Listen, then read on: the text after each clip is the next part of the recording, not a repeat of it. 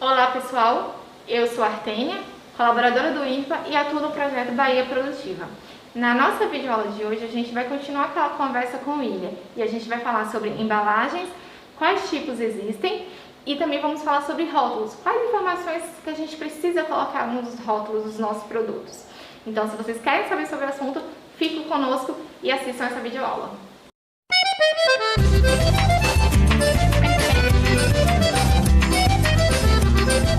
E William, já que a gente está aqui nesse assunto de rótulos e embalagens, então, a gente trabalha com, a maioria dos empreendimentos tem uma base agroecológica de produção. Então, esse cuidado com a terra, esse cuidado com o ser. E como que fazer com que essas embalagens desses empreendimentos também sejam sustentáveis, mas sem ter um custo alto? Isso é possível? Olha, talvez esse seja um dos maiores desafios para as cooperativas que querem manter uma linha de produtos com embalagens sustentáveis. É uma questão extremamente complexa por vários motivos. Primeiro, depende antes de a gente pensar em embalagem sustentável, uma pergunta que eu sempre faço para as cooperativas é: antes de você responder essa pergunta, se você quer uma embalagem sustentável, analise uma seguinte questão antes. Qual embalagem eu posso usar para o meu produto que existe viabilidade para ser reciclado? Sabe por que eu faço a pergunta? Porque é muito mais sustentável você optar por uma embalagem que é possível ser reciclada do que uma embalagem que, na teoria, ela é sustentável. Exemplo, existe, por exemplo, embalagens que estão surgindo agora que são feitas com fécula de mandioca. A teoria é ótima, é fantástico você ter uma embalagem que é feita com uma matéria-prima vegetal, que é biodegradável, muito melhor do que usar, por exemplo, o plástico nesse caso. Só que essa embalagem, ela precisa ser descartada num lugar específico. Ela precisa ser descartada em usinas de compostagem, para ela ter o efeito do propósito pelo qual ela foi criada. E no Brasil a gente tem pouquíssimas mesmo usinas de compostagem. Então o que acontece? Essa embalagem, ela vai ser descartada no aterro sanitário, onde vai ter ela vai se degradar de uma maneira anaeróbica, que vai soltar gás metano na atmosfera por conta desse processo. Então, assim, na teoria é uma embalagem sustentável, mas o descarte dela não é tão sustentável assim por uma insuficiência do país. Então, é um assunto muito complexo, sem falar que é um tipo de embalagem muito caro. As embalagens biodegradáveis? Não todas. Por exemplo, existem embalagens que são consideradas sustentáveis, que é diferente de biodegradável. Embalagens sustentáveis que são mais comuns. Por exemplo, a embalagem de vidro. Ela é considerada uma embalagem sustentável. Por quê? Porque o vidro pode ser reciclado. Então, quando a cooperativa tem que se deparar com a questão de ter que botar o produto dela dentro de uma embalagem, ela muitas vezes se depara com a questão da sustentabilidade e se depara com a questão do custo e com outros fatores relacionados ao descarte. Então, eu aconselho as cooperativas a optar por embalagens que sejam fáceis de reciclar. Porque nem toda embalagem sustentável tem viabilidade para reciclagem. Aí é tipo um tiro no pé. Você vai pagar mais caro e não vai ter o retorno que você deseja. Você só vai conseguir vender uma mensagem, mas um cliente um pouco mais crítico, ele vai ter um questionamento mais apurado e talvez não seja o melhor caminho. Embalagens que sejam passíveis de reciclagem é interessante.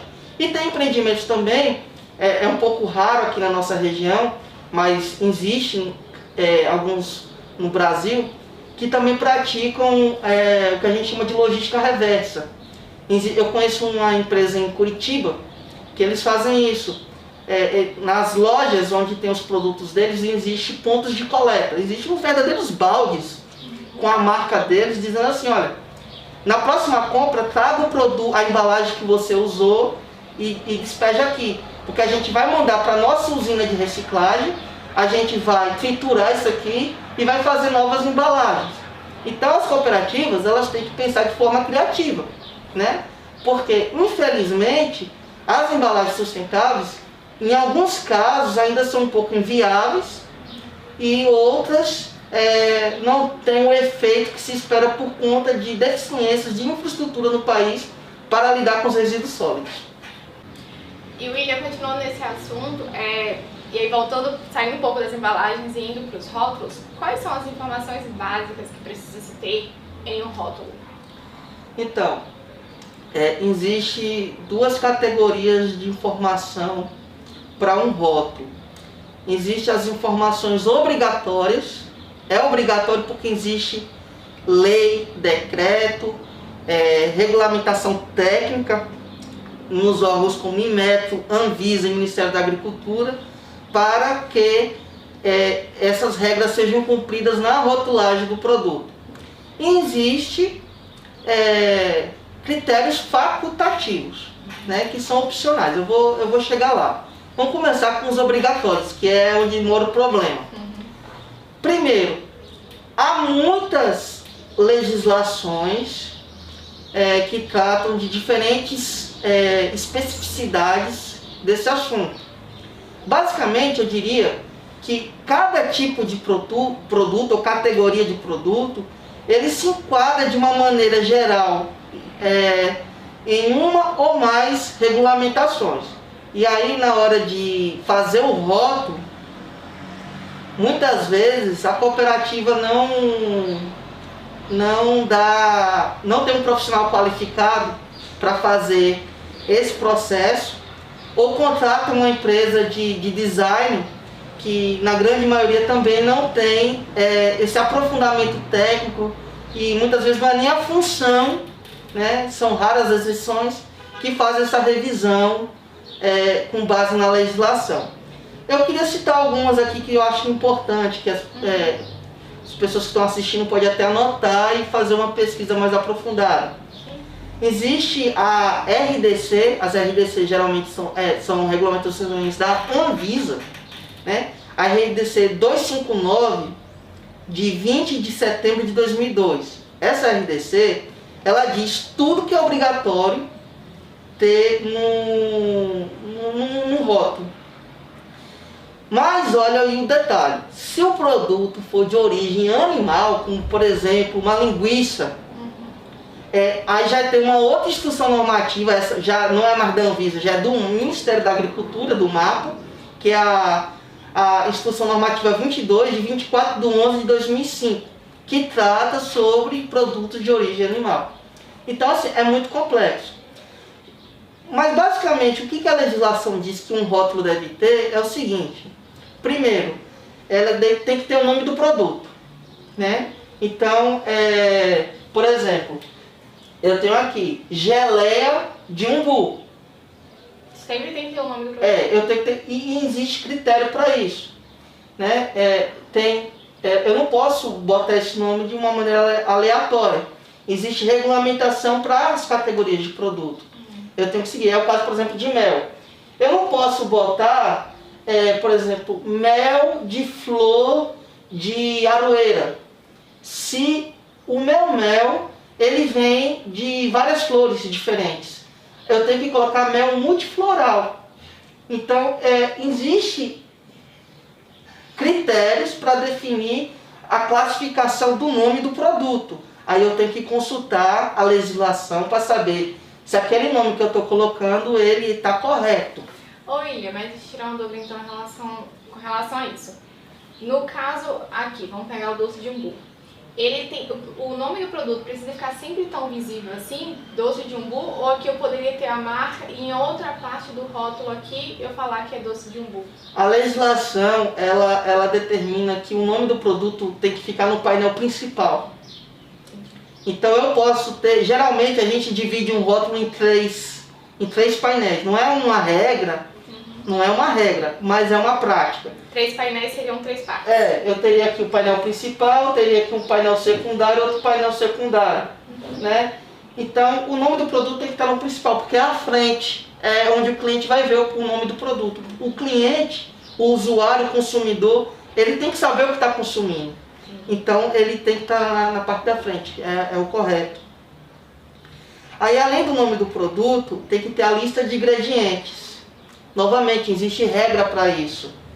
Por exemplo, se eu faço, geralmente as empresas que têm, por exemplo, um engenheiro de alimentos na equipe, ele já faz todo esse trabalho técnico direitinho.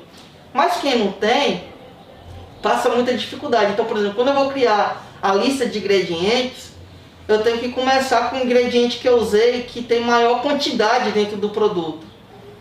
E aí eu vou seguindo até o ingrediente que eu tenho menos porcentagem na composição do produto. Então tem regra para todos esses detalhes. Outro componente interessante, conteúdo líquido. Eu tenho que ter regra para isso também.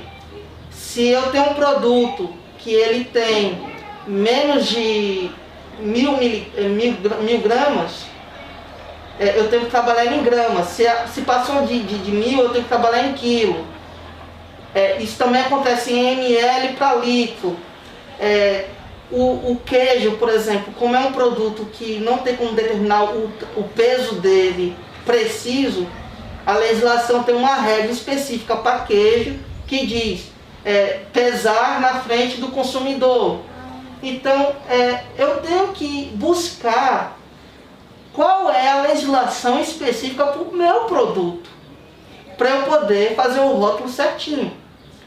Por exemplo, tem algumas informações que são obrigatórias. Eu preciso colocar se aquele produto contém ou não contém glúten. Tem uma lei, que é a lei, eu trouxe aqui, a RDC 26, de 2/7/2015, que trata só sobre lactose. Então, por exemplo, tem muitas pessoas que são intolerantes à lactose. Então, se na parte de alergênicos, existe lá uma tabela de produtos que podem causar reações alérgicas. Então eu preciso, se eu uso um daqueles ingredientes no meu produto, eu tenho que informar no rótulo que aquilo ali contém derivados de soja, contém derivados de amendoim, contém lactose. Eu tenho que informar. Inclusive quando há contaminação cruzada. Por exemplo, se no espaço que eu fabrico biscoito de mandioca, que não contém glúten, eu fabrico uma geleia de amendoim, eu tenho que no biscoito de mandioca colocar, pode conter derivados de amendoim. Então é muito complexo você fazer um rótulo exatamente como a legislação determina.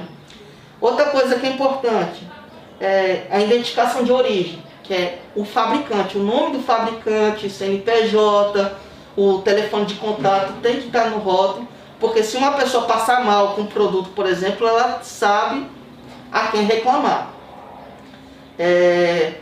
Tem que também a legislação, ela obriga a colocar informações sobre a conservação do produto. Por exemplo, tem produto que tem que ficar refrigerado, mas refrigerado a quantos graus? Por exemplo, cerveja. Quando a cerveja ela é mais encorpada, geralmente ela é recomendado que ela fique entre 8 a 10 graus.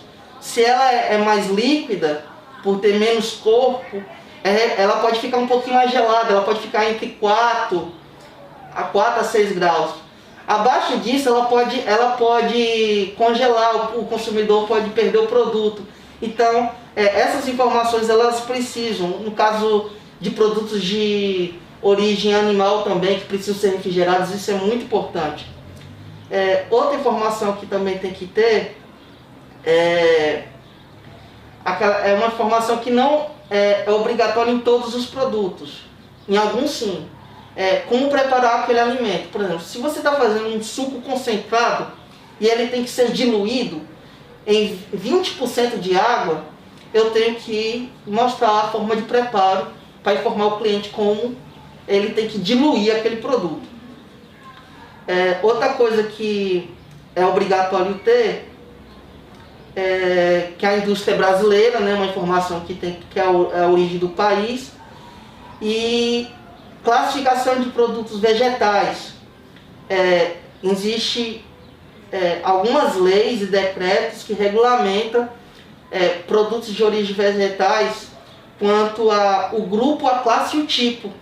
Isso acontece muito com embalagem de arroz, com embalagem de feijão, que eu tenho lá, que aquele arroz, ele é tipo 1, ele é tipo 2, ele é grão longo fino, ele é polido. Então tem uma tabelinha lá, eu tenho até aqui, a Lei 9.972, de 25/5/2000, que trata, e o Decreto 6.268, de 22/11/2007, que trata só sobre esse assunto, sobre a classificação de produtos de origem vegetal, como os grãos, como feijão e arroz, por exemplo. Vinho tem uma legislação específica só para ele. Aí essas são as informações obrigatórias. E existem outras informações que são facultativas. É o caso dos selos e das certificações. Eu não sou obrigado a ter o selo de orgânico no meu produto, é facultativo. Eu posso vender esse doce com um selo ou sem um selo. Mas se eu paguei pela certificação, eu investi para ter esse selo, aí faz sentido usá-lo, né? Até porque você só pode usar se o produto for certificado. O selo da agricultura familiar também é facultativo. Mas eu só consigo realmente comprovar para o consumidor que aquele produto é da agricultura familiar quando eu consigo o selo da agricultura familiar. Além de outros benefícios que o selo traz para a cooperativa, né? Alguns incentivos fiscais que o selo traz para a cooperativa. Mas o que eu quero dizer é que não é obrigatório, é facultativo. Já tem outras informações que eu disse antes que são obrigatórias, tem que constar no rótulo e ela é específica para cada tipo de produto. William, realmente essa parte de rótulos ela é um pouco mais extensa, um pouco mais complexa, né? Precisa ter um cuidado maior de ficar pesquisando legislação e tudo mais que envolve, para não correr nenhum risco de deixar o rótulo da embalagem faltando alguma informação que é obrigatória e que faz necessário perante os órgãos de fiscalização. Então é isso, pessoal. Chegamos ao final de mais uma videoaula. Espero que vocês tenham gostado. William, muito obrigada pela tua participação. E se tu deseja deixar alguma mensagem pro pessoal que está nos assistindo? Eu agradeço a oportunidade de falar um pouquinho sobre a minha área de atuação. E eu quero dizer para as pessoas que estão envolvidas nos empreendimentos da economia solidária, da agricultura familiar, o seguinte, é que são informações muito técnicas, essa questão de informações obrigatórias de rotulagem, mas não se assustem. Existe muita assessoria disponível e muito conhecimento também disponível na internet, publicações que explicam sobre esse assunto, que vocês podem estar procurando para entender melhor como isso funciona, até para não correr o risco de você colocar um produto para vender e depois ser chamado a atenção que aquele produto está fora do padrão do que a legislação determina. Sobre a marca, eu queria dizer o seguinte, procurem sempre trabalhar com a marca que valorizem o que vocês fazem, quem vocês são, que identifiquem quem vocês são, mas também que ela seja compreendida pelas pessoas que vão comprar o produto. Não adianta apenas vocês compreender o significado daquela marca, as pessoas têm que entender também. Então tem que construir algo que as pessoas entendam, mas que vocês sintam parte daquilo. E aí vocês podem trabalhar as cores, os elementos do bioma, às vezes até algo das tradições, da ancestralidade da comunidade, que reforcem todo esse sentido, que construam essa identidade visual. Porque a identidade visual é quem vocês são, é o que vocês representam para o mundo e é o que as pessoas vão ver e vão se lembrar. Então pensem nisso. Quando vocês forem produzir a construção de uma marca ou de uma identidade visual, como a gente está falando, seja vocês mesmos elaborando ou com a ajuda de alguém, pensem nisso, em fazer algo que tenha significado para vocês e para os outros. é justamente isso, né? A identidade visual, ela precisa representar, mostrar quem são aquelas pessoas do empreendimento. Ela não precisa ser só algo bonito para ser vendido. Ela precisa mostrar para o público, para os clientes, quem são aquelas pessoas que estão fabricando aquele produto. Pessoal, muito obrigada por vocês nos assistirem. Continue nos acompanhando nas redes sociais do IRPA e também assistindo as nossas outras videoaulas. Até mais! Até a Distância é uma adaptação das atividades de assistência técnica e extensão rural do Bahia Produtiva, projeto do Governo do Estado da Bahia por meio da Secretaria de Desenvolvimento Rural do Estado da Bahia, executado pela CAR, Companhia de Desenvolvimento e Ação Regional, com recursos provenientes de acordo de empréstimo com o Banco Mundial.